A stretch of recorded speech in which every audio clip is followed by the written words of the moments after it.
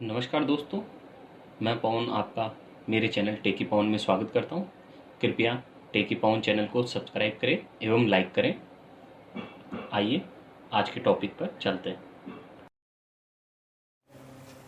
आज का हमारा टॉपिक है कॉमर्शियल बैंक्स एंड फंक्शंस, वाणिज्यिक बैंक एवं उसके कार्य। वाणिज्यिक बैंक, जिसे व्यापारिक बैंक कॉमर्शियल बैंक भी कहते हैं, वह वित्तीय संस्था है जो लोगों के रुपयों को अपने पास जमा के रूप में स्वीकार करती है, उनको उपभोग अथवा निवेश के लिए उधार देती है। वाणिज्यिक बैंकों के आधारभूत कार्य कौन कौन से हैं? सबसे प्रमुख कार्य है जमा स्वीकार करना, पैसा जमा करना, और दूसरा सबसे महत्वपूर्ण कार्य है उसका ऋण देना, और तीसरा कार्य है उसका ग्राहकों के लिए विभिन्न प्रकार के एजेंट की सुविधाएं प्रदान करना, चौथा कार्य है उसका ओवरड्राफ्ट करना। अब देखते हैं इसके कार्य। नंबर 1, जमा स्वीकार करना। एक बैंक जनता से जमा स्वीकार करता है। लोग अपनी नकदी को या तो चेक जमाओं या गैर चेक जमाओं के रूप में जमा करवा सकते हैं। जमा स्वीकार करने के दौरान चेक जमाएं वे होती हैं जिन्हें किसी भी समय चेक जारी करके निकलवाया जा सकता है। गैर चेक जमाएं वे जमाएं होती हैं जिन्हें चेक जारी करके किसी भी समय निकलवाया नहीं जा सकता। नंबर 2 पॉइंट, ऋण देना। ऋण देना वाणिज्यिक बैंकों का एक अन्य महत्वपूर्ण कार्य है। बैंक उत्पादकों को निवेश व्यय के लिए तथा उपभोक्ताओं को उपभोग व्यय के लिए ऋण देता है। अतः मुद्रा के ऋणदाता की अपनी भूमिका निभाकर बैंक आर्थिक समृद्धि के एक एजेंट के रूप में भी कार्य करता है। वाणिज्यिक बैंक का सबसे प्रमुख कार्य है साख निर्माण कार्य। मुद्रा निर्माण प्रक्रिया, इसे मुद्रा निर्माण प्रक्रिया क्रेडिट क्रिएशन भी कहते हैं। होती क्या है दोस्तों? प्रारंभिक जमा के आधार पर कई गुना ऋण दे देना और जमा उत्पन्न कर देने की प्रक्रिया को ही साख निर्माण कहते हैं।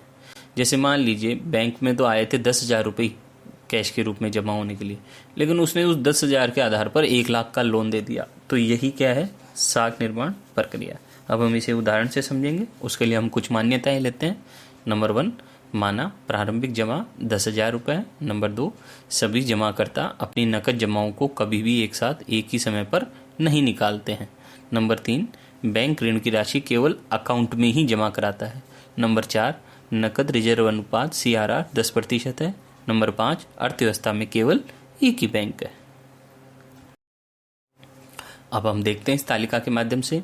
तो आप देखेंगे प्रथम कॉलम चरण या राउंड को बताता है, द्वितीय कॉलम जमा डिपॉजिट को बताता है, तृतीय कॉलम CRR के रूप में रखी जाने वाली राशि को बताता है, और चतुर्थ कॉलम बताता है लोन या ऋण के रूप में दी जाने वाली राशि को।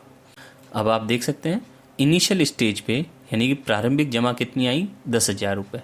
तो उसका 10% कितना हुआ? 1,000 रुपये।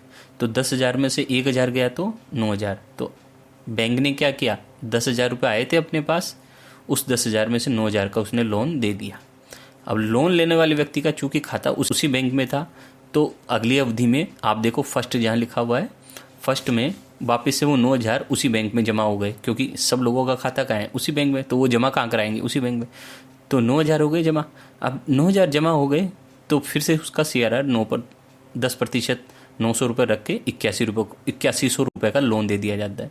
अब सेकंड स्टेज में क्या हो रहा है? वापस से वो 8100 रुपये फिर से उसी बैंक में जमा हो गए, तो 8100 का फिर से वो बैंक क्या करेगा? 10% रखेगा और 7290 लोन दे देगा। फिर वो 7290 अगली स्टेज में जमा हो जाएंगे, और फिर उस 7290 का 10% 729 रखकर वो फिर से लोन दे देगा। इस प्रकार यह प्रक्रिया चलती रहेगी जब, और इस प्रक्रिया के अंत में होगा क्या? टोटल देखें आप, टोटल वाली लाइन, डिपॉजिट कितनी हो जाएगी? टोटल 1,00,000 रुपया। रिजर्व अकाउंट कितना हो जाएगा? CRR के रूप में रखी जाने वाली राशि 10,000 रुपये, और ऋण कितना दे दिया जाएगा? 90,000 रुपये। अब इसमें एक खास बात देखिए दोस्तों, कायदे से तो प्रारंभिक जमा 10,000 रुपये आई थी, बाकी तो सब क्या है? एंट्री के रूप में डेवलपमेंट हुआ है, तो इसी को साख निर्माण प्रक्रिया कहते हैं। तो यहाँ जितना लोन दिया गया है ना, 90,000, यही व्युत्पन्न जमा है। अब देखते हैं हम इसको सूत्र के द्वारा। कुल जमा का सूत्र क्या होता है? प्रारंभिक जमा अपॉन CRR।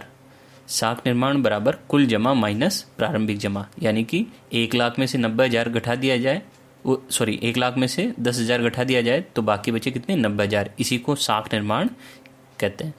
साख निर्माण का गुणक सूत्र क्या होता है? साख गुणक या मुद्रा गुणक K बराबर 1/CRR। इसका एक और सूत्र होता है 1/CRR plus SLR plus ER। इसका एक और सूत्र होता है 1/LRR। LRR का मतलब है लीगल रिजर्व रेशो।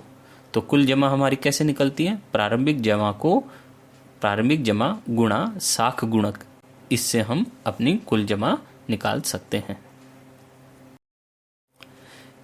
दोस्तों एक CDR कैश डिपॉजिट रेशियो भी होता है, करेंसी जमा अनुपात।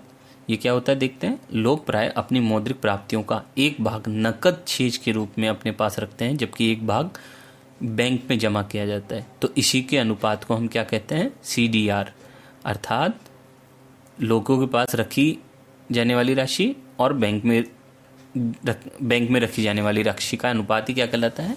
करेंसी जमा अनुपात। की कितनी करेंसी थी और उसमें से कितनी आपने बैंक में जमा करा दी, उसी को हम करेंसी जमा अनुपात कहते हैं।